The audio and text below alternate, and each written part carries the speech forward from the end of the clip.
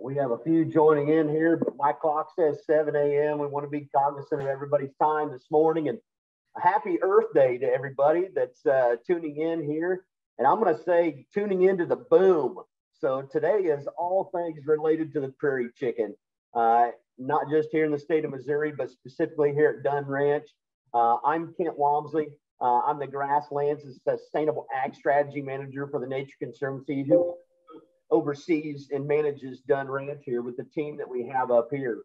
You know, a little bit of housekeeping things as we go into this. We have another moderator on here. He'll be introducing himself here shortly. And then we have Jeanette Hartsorn. She is going to be the one fielding all of the questions that will come in via the chat. So we may not be able to answer all of the questions, but please feel free on any questions you have to end up and put those in the chat so we can make sure to get those answered as we can. We're going to be doing a little bit of back and forth. You know, we're having a little bit of a lightning storm right now here at Dunn Ranch, and the weather's a little rough, but this morning there was a couple chickens booming. They're on the lek that you could hear. So you are going to see some chickens on the live stream camera and interacting. It's going to be a great time as we talk all things prairie chicken conservation, you know, what has been done in the past and what we're doing now. So with that, once again, I'm Kent Wamsley with the Nature Conservancy up here at Dunn Ranch, and I'm going to kick it to Steve so he can introduce himself. Hello, good morning. My name is Steve Buback. I'm a natural history biologist with the Missouri Department of Conservation. And basically what that means is everything that is non-game species are things that I work with. So plants, birds, bugs, the whole gamut. But we're here today to talk about one particular bird, a big one, that is kind of iconic in the state of Missouri. And I think you all may know a little bit about the prairie chicken, but as we get into this, we'll talk a little bit about the biology of prairie chickens. And I guess should we let Jeanette introduce herself before we go into? Do you want to say anything more, Jeanette? Yeah, hi, I'm Jeanette Hartsorn. I'm a trustee with the Missouri chapter of the Nature Conservancy and also a master naturalist with the Osage Trails Plains chapter of Kansas City region. And over the years, I've spent quite a bit of time volunteering at Dunn Ranch, learning about the flora and fauna and really taking in the experiences and the beauty of the prairie. It's a very special place. And that very special place that she's talking about is here at Dunn Ranch. It's located within the Upper Grand River grassland watershed, which is about 70,000 acres that spans parts of southern Iowa as well as northern Missouri. We're 4,000 acres here on the site, and we are a highly diverse prairie system. We have roughly right now today, I would have told you yesterday 140, but today I'm going to tell you 143 bison. We started having calves a couple of days ago here at Dunn Ranch. So, you know, we are stopover for many different songbirds that come through. It is a stopover place for the monarch migration. When all plant species blooming, and when all that and weather conditions line up. So there's a lot of diversity that's here on site. You know, we have kind of little niche things that we have here. You know, we have over 30 species of ants that are located on site. We have well over 300 species of native plants that you're going to find here on site. We have a lot of endangered and threatened both aquatic species and some of our waters here, as well as terrestrial and plant species that you'll find here at Dunn Ranch. But you know, that has all been built out over time. And one of the things I do want to take a moment to do is here on this Earth Day is give a land acknowledgement of those people who came before us and managed these lands and managed this prairie landscape. And that was the Southern Sioux and Osage nations. We would like to acknowledge them as well as all indigenous peoples and communities who have stewarded this land in the past to make it the gem that it is today. So it's able to harbor all of these species, such as the prairie chicken in the state.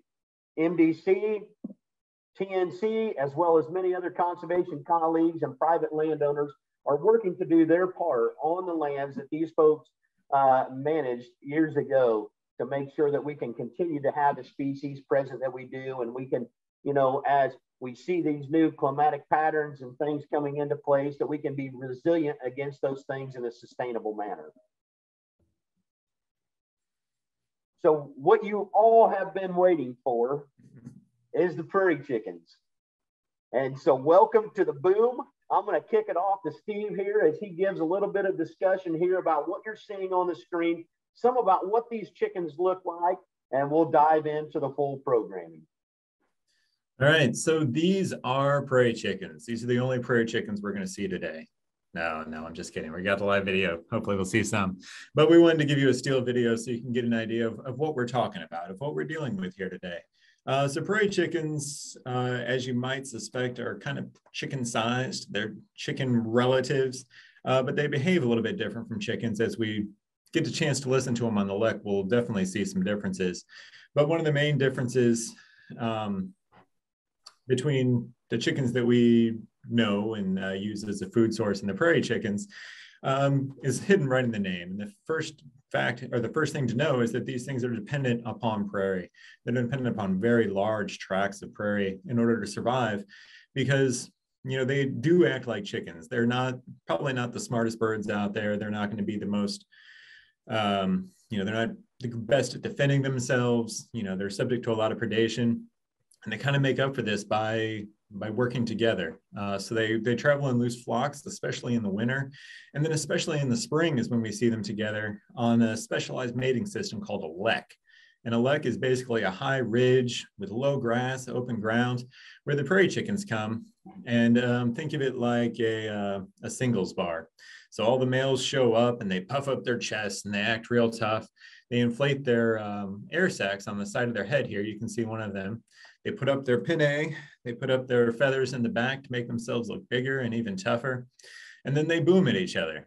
And then the largest, most impressive male on the lek is usually the one who ends up getting the female. So it's all a display in order to just demonstrate who has the best genes, who's going to be the best father for the mother prairie chicken. And these prairie chickens are dependent upon prairie for pretty much most stages of their lives. So these hilltops where they lek are ancestral sites that they have come back to for generations upon generations. And to this day, we don't have a full characterization of why they choose these leks. Some people think it's because it allows the sound to travel across the landscape. And indeed, you can hear the prairie chickens booming for 1.5 miles if the wind's right. So this is a sound that resonates throughout the prairie. It's part of a sound, it's a sound that defined the prairie for early settlers. Talking to folks from North Missouri, there's people, prairie chickens were part of the landscape, but the people that moved into the landscape, also relied heavily upon prairie chickens. Prairie chickens were used very heavily in St. Louis. You'd find buckets and buckets of them for sale for, a nickel a piece. Talk to folks that grew up in North Missouri during the Depression, and they survived on prairie chickens. These are what kept people alive on the landscape. But all this kind of happened at the prairie chickens' demise. So they were kind of easy to catch. People figured out how to get after them, and they started disappearing from our landscape, especially as we plowed under the prairie. So Missouri today has less than 1% of tall grass prairie left in it. And as the habitat has declined, especially combined with hunting pressure, the prairie chicken has declined. And what we see at Dunn Ranch today is really the last stronghold for the species in the state. If we're going to conserve it anywhere, it's going to have to be here, because it's the largest intact chunk of tall grass prairie that we have left. And so as we go through the day, we'll talk more about prairie chicken biology and more about the prairie itself. But I think probably we should just go and look at the pictures of the prairie chicken, because they're better looking than I am. Yeah, and I know, like you said, Steve, we've had in the past, what I think we're looking at in the grand total here, the North Missouri and Southern Iowa, somewhere around 75 to 100 individuals is what they're kind of saying. And, last year we had somewhere around the 20-some birds that were on the lek. We've had on tops that we've had this year is about 15. However, we have seen these birds scattered onto some adjacent landowners due to some management strategies that have changed, opened up some hillsides that were once covered by trees. And I mean, that encroachment there kind of makes them and forces them into other different habitats. And I know the other day, the neighbor over here called me and said that there was 3 of them sitting on the side of the fence just by the bison pasture. So, they're scattered here and there throughout. I'm encouraged to see that scattering effect, just to maybe spread the populations a little bit. But like you said, that with only having a couple of males being most dominant on those lek areas, with only having that many individuals there on site, the genetic diversity is rather limited, and that really impacts them and their population as well. Well, I know first thing this morning, we checked the let cam, and there was a chicken booming there. So let's see, Anna, if you can take us to the let cam right now and see if we can hear some of the sounds of the prairie this morning. Kent, in the meantime, we do have a question. A couple of years ago, this individual, Dan, drove around Dunn Ranch and is wondering if there are walking trails through the ranch now, and if there's a map available of those trails. Yeah, so we can end up, and we can have a map that's fully posted on our website for Missouri, and specifically for Dunn Ranch. But what we do have is where many folks that have visited in the past, they would see the pavilion area that we had with some picnic tables underneath that. We have now installed a somewhat primitive restroom area. We have 4 restroom stalls that are up there in that location, some added parking that's there. And then if you cross the road south, that's in our prairie area that's located just north of the office. If you travel that, it's about a half a mile walking trail. It's handicap accessible, and that leads down to our large elevated viewing platform where people can actually sit whatever level you're comfortable with, and going up top, looking out across the prairie to the left that you're seeing here. You can see in the background, that's the Dunn Ranch office. You can see the large barn that's there. And just off to the western side of the barn is our large viewing platform. That is all accessible through that handicap accessible walk trail. We have a couple of different kiosks there that signage is going to be coming as well. So when people come, I know many of you that are maybe tuned in here today, you came to Dunn Ranch, you're like, what should I do? Where should I go? What can I look at where? Getting some more information. We're going to have all that coming up soon. And Kent, on that viewing platform, isn't there like a viewing scope also? Yes, there is a viewing scope for those of you who do not have spotting scopes or binoculars, kind of like what you find on the Great Lakes that you can use and look at across the water there. We have a viewing scope up on top for anyone that wants.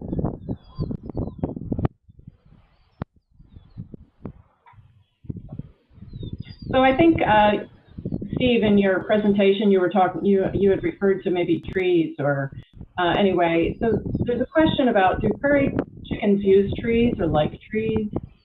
Tell us about that. Yeah, so that's a good question, because prairie chickens are probably one of the most tree averse species we have in Missouri. At least commonly encountered species.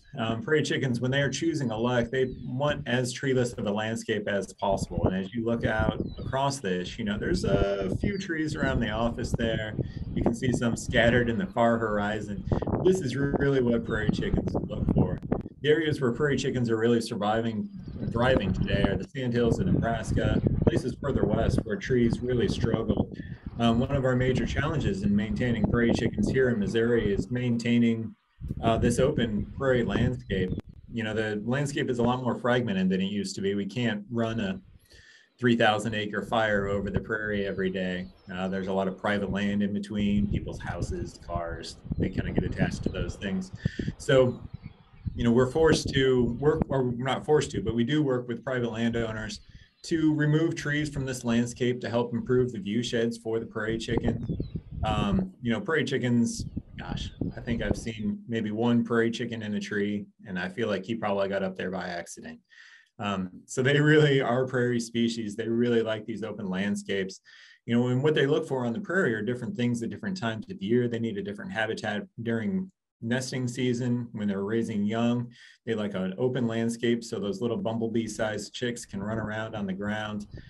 So we really focus on providing the right grassland habitat and honestly maintaining as treeless of the landscape as we possibly can for the sake of the Thank you, Steve. Isn't it true that they also don't even like electric poles because there could be predator birds, raptors? Is that true? Or I think anything that's elevated, it's kind of in that open landscape and elevated, is something that they really don't like to have in that location. And like Steve said, it does take a lot of management on site. The 70,000 acres that we were talking about, upper grassland, there's roughly about 9,000 acres that's under some kind of protection, be it through Iowa DNR, be it through MDT, or be it ourselves here at Dunn Ranch and Pawnee, that You know, we do a lot of different things. We use fire as a management tool. You know, this location here at the lake, this is one of those areas that we come in and we do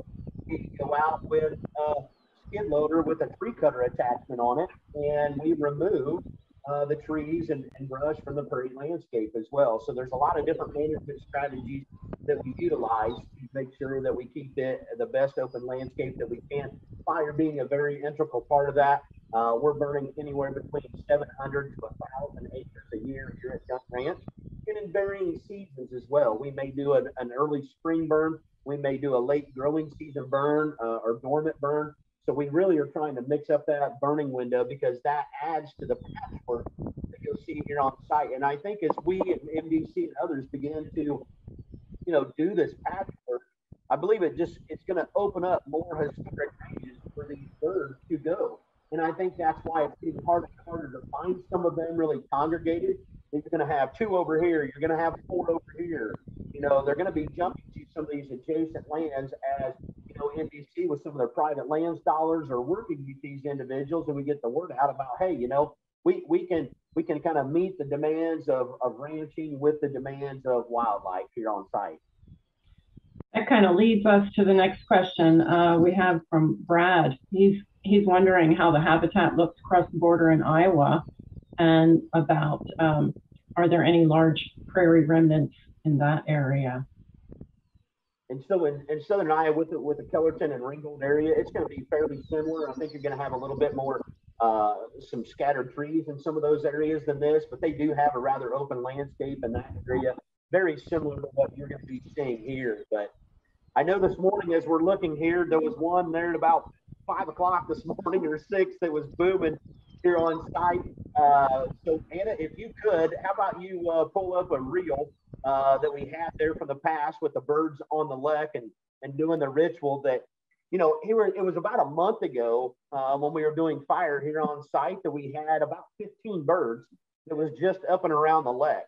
And we're like, all right, you know, this is going to be great. Well, now all those birds have migrated about a mile north into a crop field right now where they're feeding. Now they aren't doing a whole lot of booming there, but it seems like the booming for some strange reason this year on our site on the lek, it is happening like late at night under darkness and early morning before the sun pops up. But we do have a reel here from that we had from last year with active booming going on the lek that we can talk more about the chickens, what you're seeing here on the site.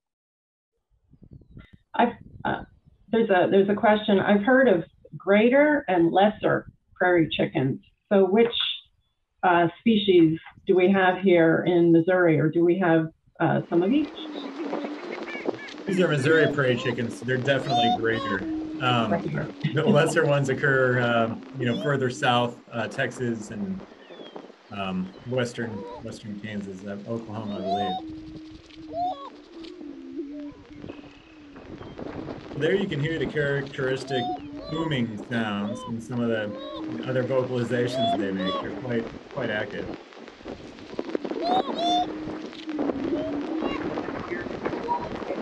Why did they call that booming, Steve? That's a great question.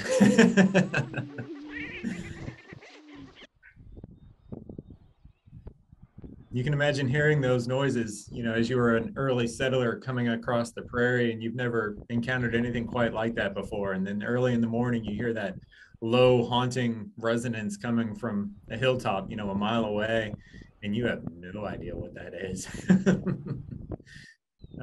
You know, the prairie chickens are a big part of the landscape. And one thing I want to mention while we're here is that, you know, as we manage for prairie chickens, as we manage for prairie, we're also managing for a really wide range of species. When we were on the lek cam earlier, you could hear eastern meadowlarks. They tie right into some of these shorter habitats that the prairie chickens like to lek on. But there's a whole suite of grassland birds that are also benefiting from the grassland restorations, from the grassland management. That's one of the things we are here.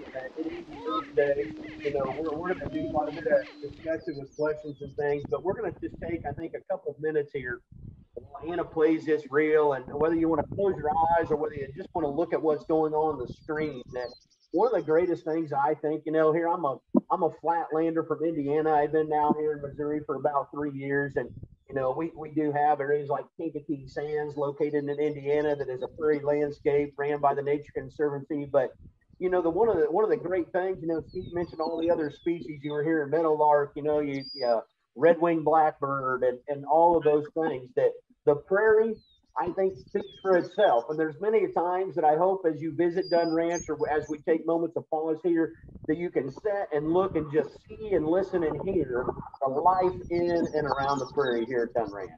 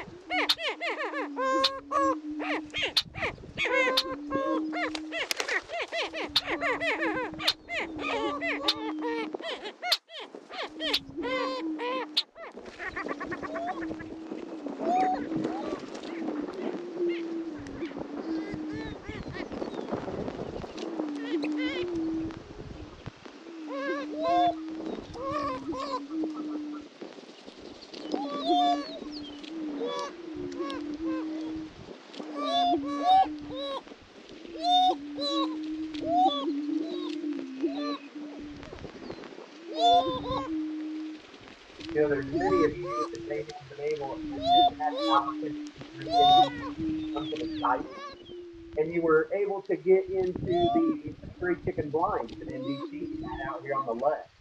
As we ran into issues with COVID, we weren't able to get people there on site to see that. All the difficulty in alignment, people out there, and logistics involved with that.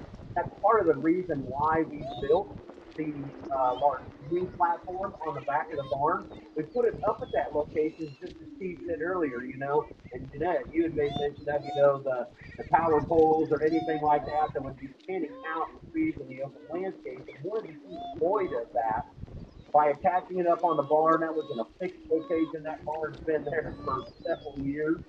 And that was a great spot that we could put that. We're far removed enough from the lek.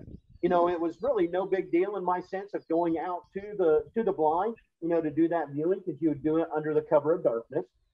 But typically when you would be getting out of the blind, some of these birds are still up doing their mating ritual.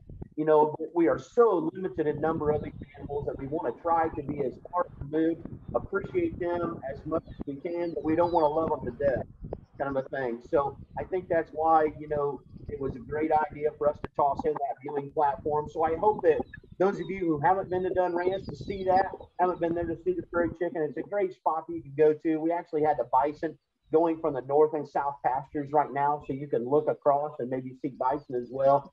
I know if you were up on that viewing platform yesterday, you would, if you had binoculars or a spotting scope, you would have probably been able to see a baby bison cat being born.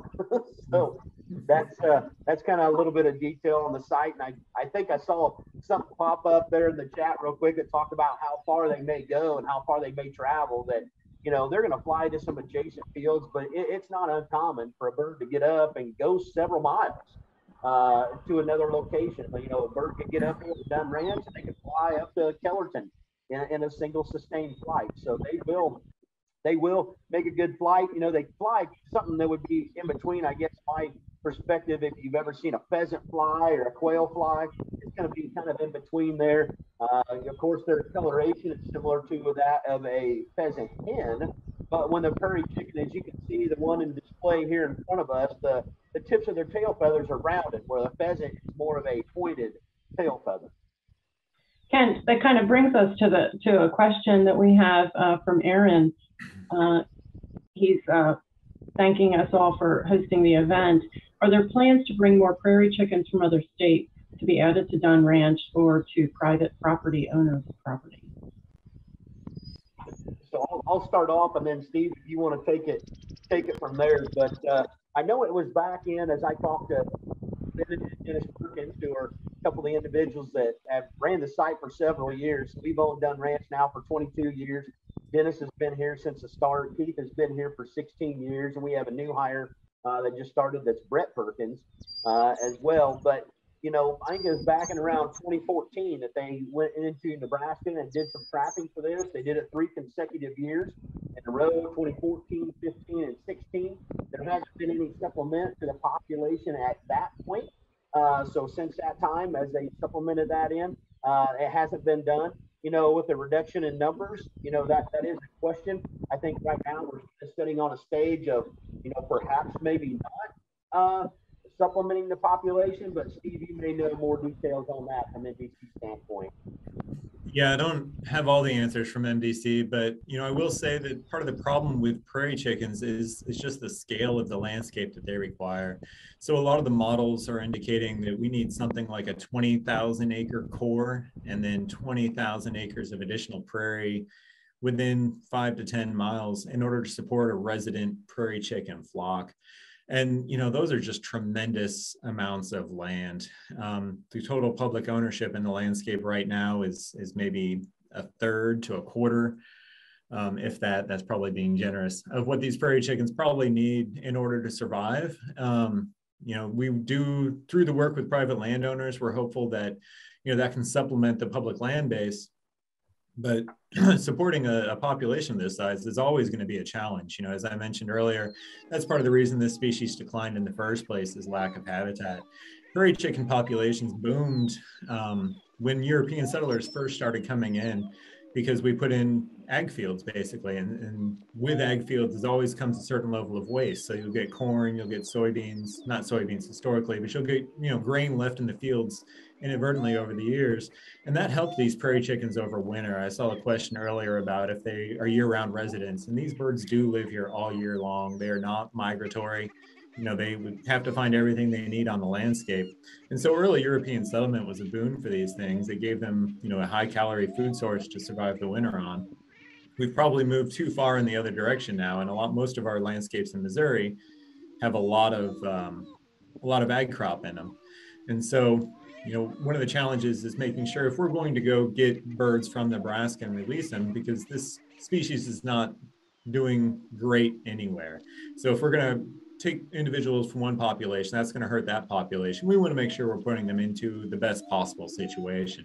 So we really carefully weigh reintroductions because the species is struggling across the range. We have a question. How far can they fly?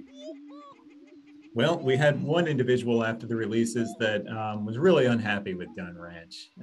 She flew from Dunn Ranch all the way down to St. Joseph, which is got to be 150 miles probably. It's a couple hour drive, 120 miles, let's call it.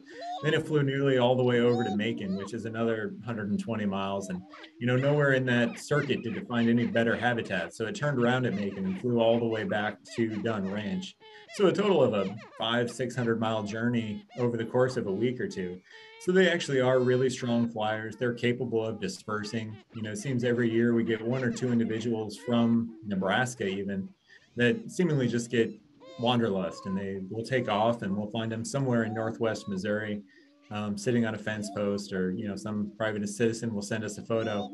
So they are strong flyers, but they don't use that ability very often. Generally, they'll stay within a 30, 40 mile radius around Dunn Ranch and the Iowa properties as well. And that 15 to 20 mile radius or whatever, they can do that. Pretty much a sustained flight. If they want to, they can end up and they can get up and head out on that distance. Like Steve said, you know, we have some lands that's adjacent to Dunn Ranch right here that's row crop. And I know in the wintertime, we actually have those chickens that will end up and fly just from Dunn Ranch just to go to these adjacent crop fields to to forage on that on the soybean or corn crops within that location as well. How about we just maybe take a minute and just listen to the sounds of the prairie again? Sounds great. It's a good display right now.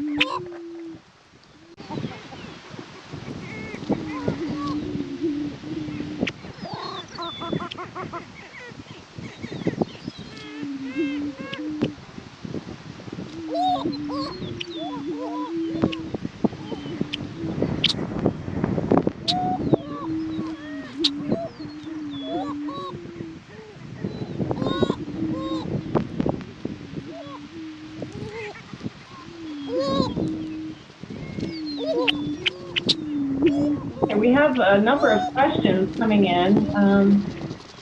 We have one asking if the Nature Conservancy and Dunn Ranch Prairie work with the Missouri Prairie Foundation, and another similar question if Dunn Ranch and TNC cooperate with chicken restoration efforts in St. Clair County, Missouri.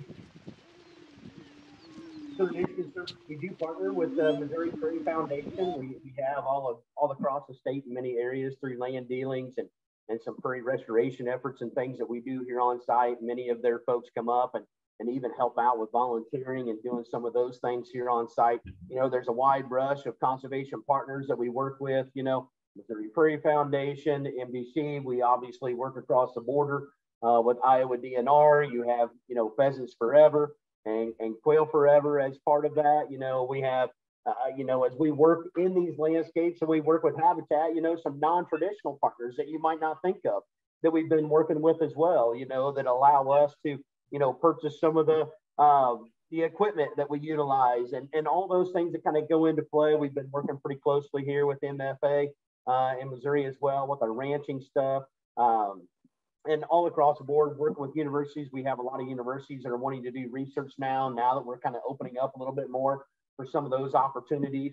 We're actually partnering with Ozarks Watershed Committee, and they're going to be coming up and they're going to be spending about 10 days this year and helping us really get at some invasive species here on site, specifically Sericea lespedeza, that we are really going to tackle that. We're going to go out with about 5 rangers as well as backpack sprayers, and we're going to give it a go this summer on those things. Those are efforts that help by the hand of MDC as well as TNC here on this site. You know, we have adjoining lands over at Pawnee Prairie, but also, you know, they help us in managing this site as we need that and providing us some tools to make that happen. And we try to cross-pollinate back and forth with many of these partners. Ryan Gallagher, our fire manager, has been helping out many folks with Fish and Wildlife Service, and Ryan and Lindsay both. Lindsay Reinars, who runs our Osage Plains project down in El Dorado Springs. It's a lot of cross-pollination efforts with fire and things. And I saw a question that was talking about, you know, this patchwork and things with the habitat. You know, there's some of the areas that you see right here to the left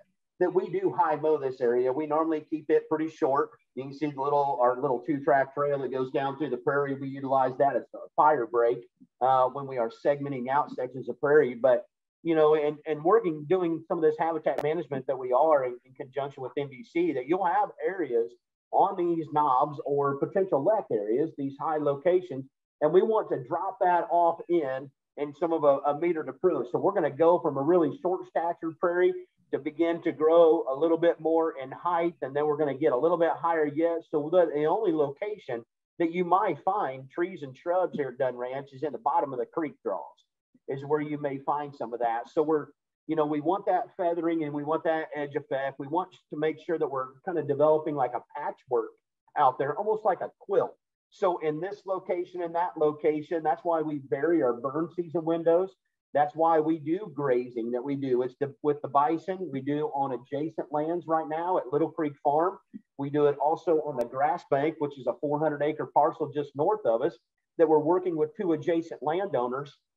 They bring their cattle in for a certain time frame, 2 different time frames, one in the spring to really eat and combat the fescue that's growing.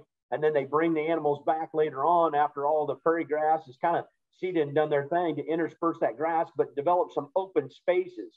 As Steve had mentioned before, you know, these birds are here year round, and we need to try to make sure not only for the prairie chicken, but all sorts of other kind of wildlife, that we need to make sure that we have a wide variety of habitat that they can utilize for everything from, you know, severe winter cover, you know, as well as breeding grounds and also areas to rear their young.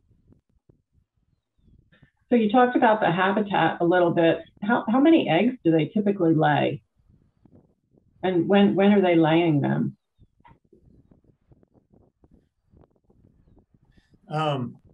That's a great question. I want to say it's 6 to 8 eggs at a time. And they should be laying them, you know, pretty soon here, really. The lucking, again, is all about finding a mate. And so once that male and a female might get paired up, then it's time to locate a nest. So we see nests usually late April and throughout May. And I think if you may at rarity find a nest that may have, you know, 10, 12 eggs in it.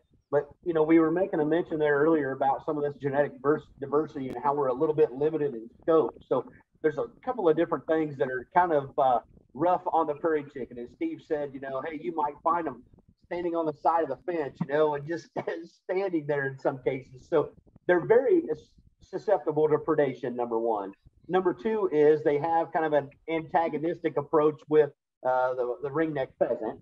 So what happens is, you know, mama prairie chicken, when she starts laying her eggs and she's getting ready to have a clutch size that she's going to set on, that, well, guess what? During that same time frame, the mama pheasant hen is over and laying some eggs in that nest as well. The gestation period for a pheasant is a few days, a day or two less than the prairie chicken. So mama prairie chicken just sets down on all these eggs. Birds start to hatch. She thinks they're hers, and she walks off with a bunch of pheasant chicks, leaving her eggs susceptible to danger and new young susceptible to some danger. There's also this idea that with a limited, you know, number of individuals that we're looking at, you know, say 75 to 100 individuals up in this landscape between northern Missouri and southern Iowa, that you have this limited genetic potential that's there.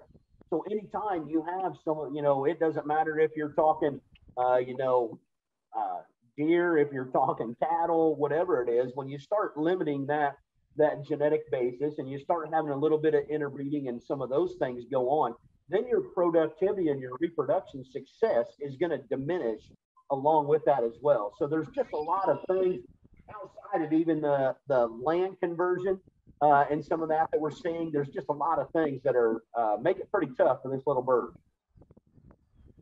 Okay, a couple follow-up questions then. Are the parents cooperative then in raising the young? They do, and I don't know the exact day. I was trying to look and see on how long they're actually with them, but I believe so. As they rear these young, the young are going to be with the adults, you know, the mother. They're going to be with the mother for somewhere around, I'd say 8 to 10 weeks. And then after about a year of age, those young are sexually mature then to reproduce. You're looking at a life cycle on these, Steve. What are we looking at? You know, 3-4 years kind of life cycle typically? Yeah, I'd say a 5-year-old bird is elderly. They're actually much shorter lived than many smaller birds. You know, cardinals, I think on average are about 7 years old, and prairie chickens to reach 5 is an accomplishment. So, you know, we kind of have to shift some of our paradigms when we're thinking about prairie chickens. I saw one question about major predators of prairie chickens. That's part of the reason they are short-lived. And prairie chickens, you know, are a good meal for a prairie species, and a lot of things will eat them. We see a lot of harriers and red tails eyeing the leks. They will eat prairie chickens given the chance. Coyotes are a major predator of prairie chickens and other small mesocarnivores. We believe that we lose a lot of prairie chicken nests to things like opossums, to skunks, to raccoons, to snakes even. These are, you know, when they're on the nest, they're very, very susceptible to these guys. And those numbers of all those species have increased on the landscape compared to historical averages because we've created a lot more edge, essentially. We've allowed trees to encroach upon these landscapes. Things like raccoons and opossums, they follow those tree lines into the prairies, into these sites, and then use that as an inroad to find these prairie chicken nests. So they do receive very high levels of predation. That's one of the major problems with maintaining the population. And you talked about the pheasants, you know, using the nest of the prairie chickens. There's a question about, are there any efforts being taken to remove the ringneck pheasants from the area, or, you know, from Dunn Ranch, or are they existing together? So the current efforts that we have right now that is outside of the bison unit. So the bison unit is between the north unit and the south unit. We're looking at about 2,300 acres, roughly is what that is. We're a 4,000 acre site. All of our acres outside of our 220 acres at Little Creek Farm, our 2,300 acres within the bison unit is open to public access pheasant hunting. That is the means of which we try to do some control of the population. But that is the only means that's currently being done right now, Jeanette, to control a little bit of the pheasant numbers here on site. And I know MDC lands, of course, you know, they're open to the public as well to hunt. So areas over at Pawnee, those are open. You know, we have our areas of like Grass Bank and our 600. I know that many folks will come and do some pheasant hunting each year and travel in here to do that. And we will, one of the things that we haven't had in the past that we will have up for this next season for many of them, because there are people that come on site, like I said, and they're traveling around, they don't know this location or that. We have a lot more signage that we're going to be putting up this year where people will know, hey, this area is open for public pheasant hunting. So they would know on being able to do that. They can just park there alongside the road and then travel on out. One of the things we do, we try to limit our access on vehicles. We'd rather just foot traffic be out in those non-bison areas because anytime you're driving a vehicle out through there, be it a UTV, be it a truck or whatever, you are impacting that landscape. You wouldn't believe it, but you could go through a 6 foot tall patch of big blue stem, and come time of fire, you're going to have some fire suppression in some of those areas, and it is going to change it a little bit. So pretty much all the off-road traffic would be foot traffic. And I think we even have a reel that shows some of the bison in the background as well, Anna, if you want to play some of that.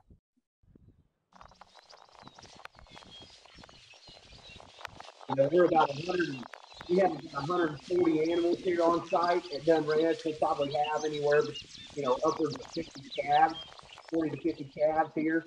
Those just started the other day, and we'll continue for probably about the next month and a half.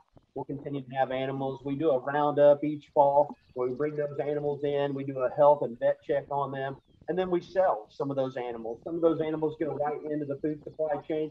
Other ones go in because this is a pure genetic strain of bison. They come from the winged cave herd, and there's a lot of people that seek that genetic purity that they can bring into their herds as well. But this is a little look at the herd here at Dunn Ranch. We had a question about when we were looking at the cams for the prairie chickens, you know, a lot of brown patchiness on the earth, and with, you know, those areas caused by the bison rolling around, and those are those areas that the chickens like. Yeah, so you'll find those little areas. I don't think that's an area that the chickens necessarily use in any way, but those are little craters created by the bison to roll around in that and do a little bit of dusting. You know, what you'll find is, you know, those are little insect and seasonal harbors for, you know, as we do get those depressional areas and, you know, they'll hold water for a little bit of time, and that bursts forth a lot of insects as well that I think are beneficial to the chicken. You know, they not only eat some lush green growth, as well as forage seed that's out there, but they also do eat a lot of insects. And anytime that we can add to some of that diversity is great for all sorts of songbirds and stuff in our area. Yeah, like most birds, prairie chickens need protein in order to produce eggs. And so for most of our grassland birds, insects are a vital component, especially when they're raising young.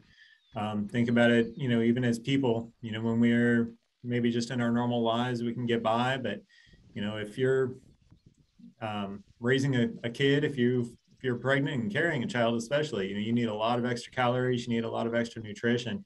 And for most grassland birds, that extra nutrition comes in the form of insects. So really, this is all about maintaining the whole system that these birds require to survive. If we ignore one part of it, we may not be able to support the flock. Yeah, we see a coyote running across there, don't we?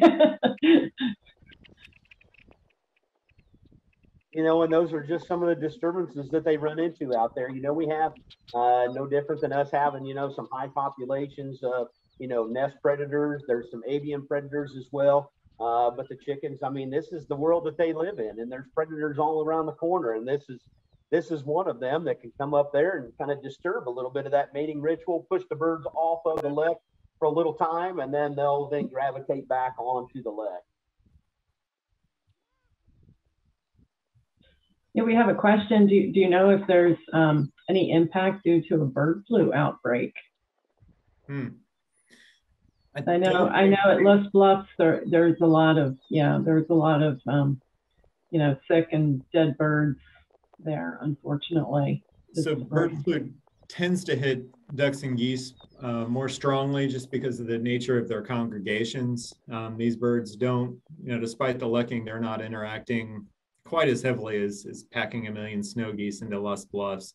So, and I don't believe they're as susceptible to avian flu either. So I don't know that we've had any issues with avian flu in prairie chickens to date, but I'm not going to say never. Yeah, not to my knowledge either, Steve. That's good news.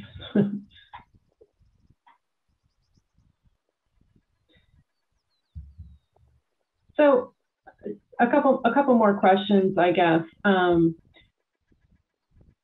Someone had indicated that they enjoy visiting up Dunn Ranch and wondering if there are nearby accommodations for staying. Yeah, so nearby accommodations. So Eagleville has, which is just from Dunn Ranch, it's just about 6 miles to the east, right off of 35. And there's a couple of motels there. If you want more luxurious stay, you would have to go down towards Bethany or up to Lamoni, Iowa, one of the two. I would highly recommend, there's a couple of different restaurants here locally if you come to Dunn Ranch.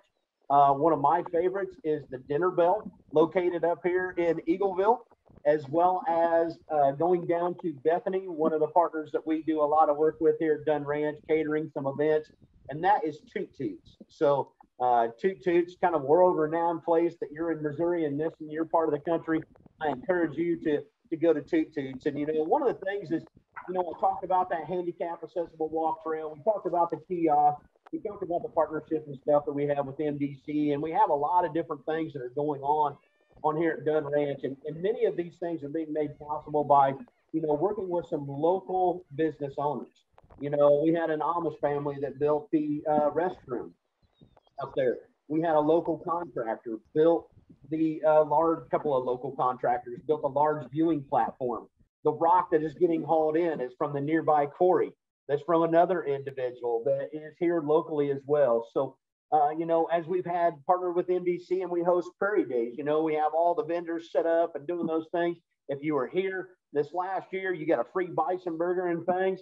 That was homegrown bison right here from Dunn Ranch. And that was made by the local volunteer fire department. So we're really trying to engage a lot with the community. And one of the great things by, the Prairie is we want people to come. We want people to appreciate it. We want to be as hands off as we can, not to interact with the birds too much, but still see and appreciate the Prairie and things. That's why we're trying to build some more accommodations in here at Dunn Ranch.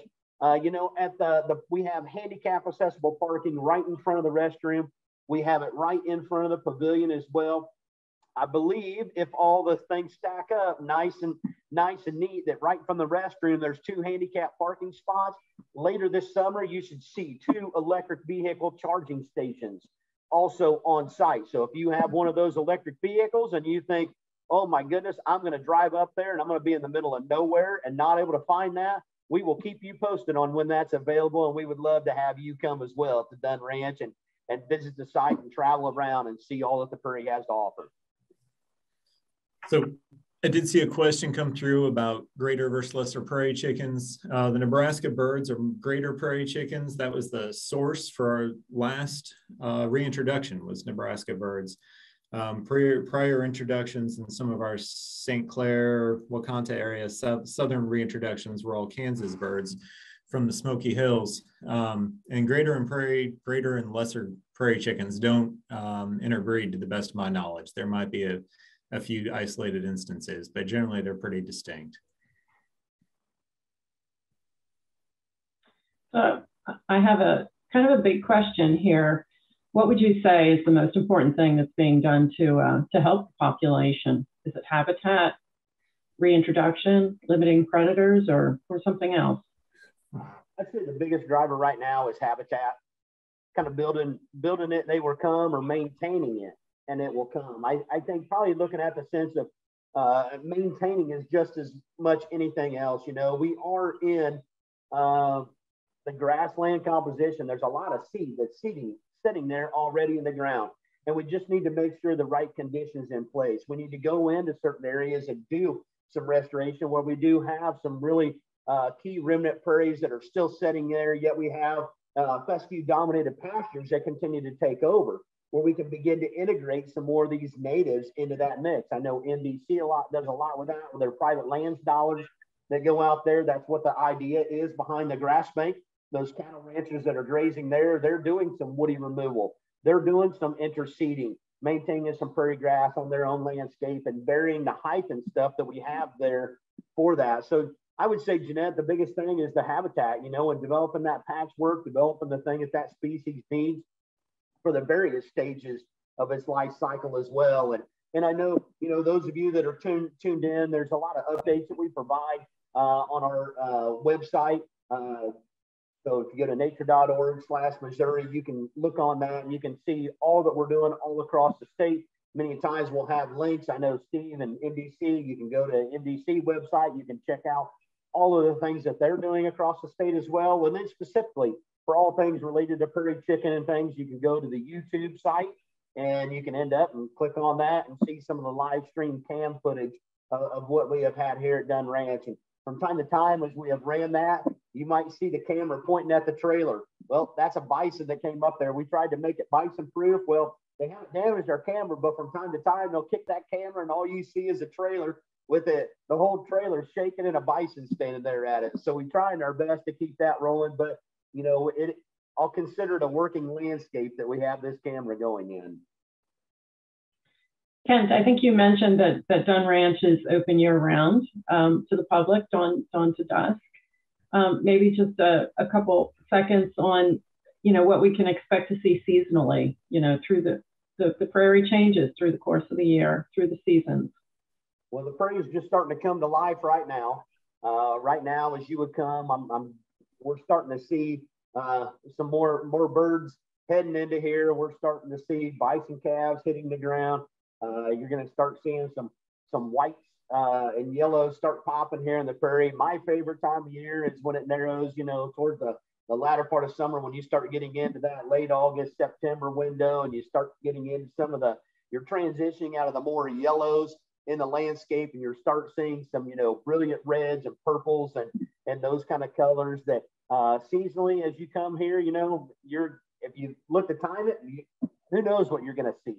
Depending on what your flavor is, on what you want to see in the prairie, if it's plants, you know, migrate around that. If it's migratory songbirds or butterflies, you know, pollinators, you know, looking at the middle of summer when we have a lot of our forbs, as well as we have a whole plethora of milkweeds here on site, and we have a lot of sunflowers here, if that's of interest to you. So it really depends on your interest on why you would want to come here to Dunn Ranch, and when do you want to come. You know, we have many people that call in and say, hey, when can we come? How can we go? And what can we do tours? And things like that. And typically, you know, we offer 3 prairie days. We do bison tours and things like that. Our philanthropy department, for many of the donors that we have, that we'll end up and have some private tours that go on there as well. And occasionally we have, you know, our staff, we want to be open to the public best we can. We still got a lot of work that we need to do here on site. I remember a family that came just as I started here on site, and I was great to see my guys jump up in this capacity. And they end up and they said, hey, they go, we had a family that showed up. They have been looking for bison. They've been here 4 different times. They came from St. Louis, and they have yet to see the bison. It was a husband and a wife, and they said, hop in the Ranger, let's go. Now, we can't do that each and every time, but if we're at a spot where we have a few moments of time, we really want to try to engage people on the site. Seeing the bison is a big thing. I mean, people come to Dunn, the prairie drives it all, right? The prairie is that composition and that landscape type that drives everything. And it is, as Steve said, one of the least protected biomes on the planet. Now, the prairie drives the things that people want to come see, right? They want to come see the plants. They want to see the birds, the butterflies, and the bison. That's what they want to come here to Dunn Ranch to see. And with the addition of some of our new parking lot areas, we have a new parking lot that we built on M Highway, right on a knob. You can pull into that. There's another little viewing area there that you can overlook Little Creek Farm, as well as the South Bison Unit. We built a new catch pasture in that area, and we have some yearling animals and 1.5-year-old animals located in that spot. So every time people come to Dunn Ranch right now, you are going to see bison. And we've made it that way as a catch pasture. It's going to help us get animals in a lot easier for roundup, but also it's going to be an area so people can come and actually see a little bit more of what we're doing here on site each and every time they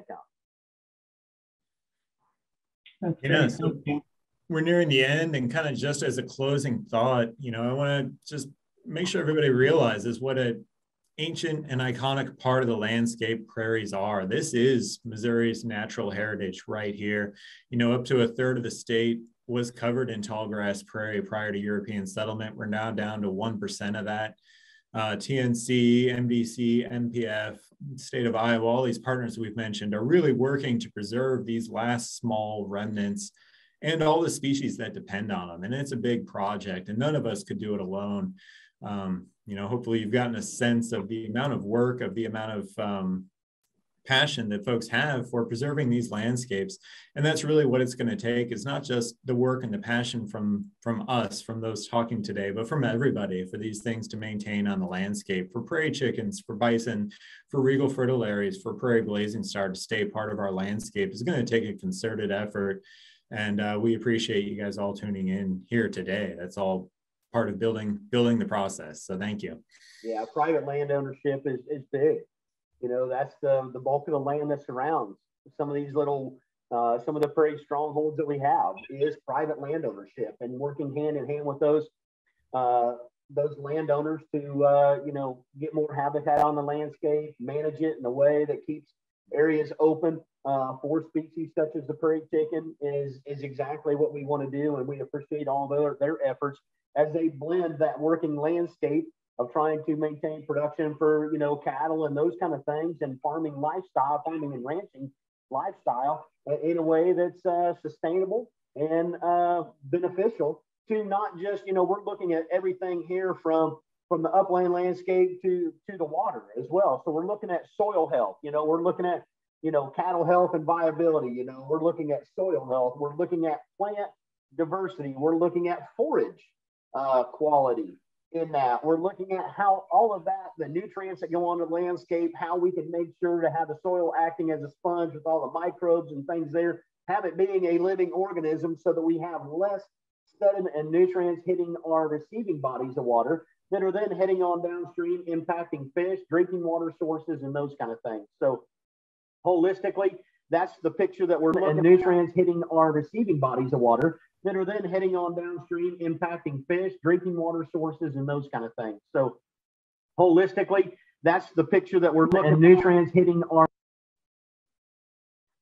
So with that, I want to thank you all. We're right here at the close of things.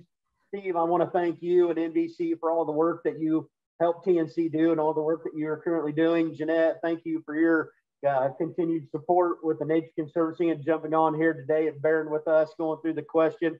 I know Christy and Anna behind the scenes with TNC making this happen. All of you that have tuned in here this morning, just encourage you to come visit Dunn Ranch, come visit MDC's property, get out and enjoy nature. Remember, today's Earth Day, but let's make every day Earth Day as well. Thank you for coming and look forward to seeing you soon.